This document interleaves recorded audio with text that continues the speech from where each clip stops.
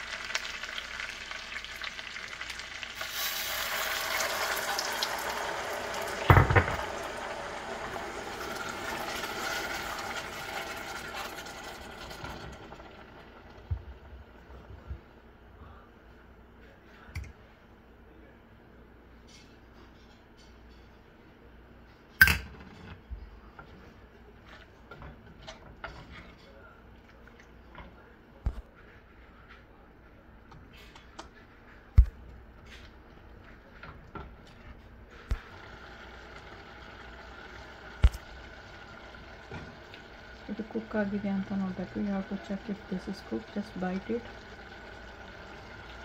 Check for the salt.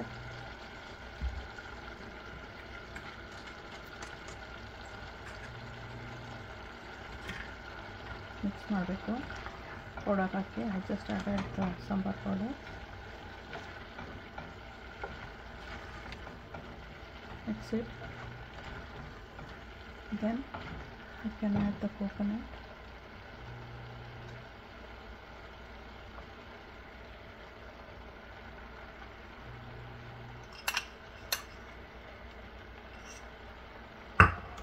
Mix it.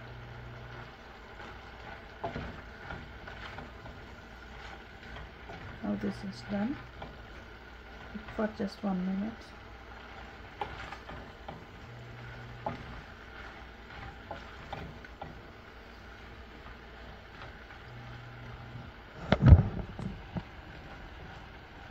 Don't forget to subscribe. Thanks for watching. Press the bell icon and share it with others. Subscribe ಮಾಡೋದು ಮರಿಬೇಡಿ, share ಮಾಡಿ, ಬೆಲ್ನ press ಮಾಡಿ. So ಹೊಸ ಹೊಸ videos ಬರ್ತಾ ಇರುತ್ತೆ. ನೋಡಿ, ನೀರೆಲ್ಲ ಆರೋಗಿದೆ. until the water is dry. Then this is done. So don't forget to subscribe ಮಾಡೋದು. ಫ್ರೆಂಡ್ಸ್ಗೆ ಯಾರಾದರೂ ಇದ್ದರೆ ಶೇರ್ ಮಾಡಿ, ಅವ್ರಿಗೆ ಯೂಸ್ಫುಲ್ ಆಗುತ್ತೆ. Thanks for watching. ಎಂಜಾಯ್ ಮಾಡಿ. ಓಕೆ, ಬಾಯ್.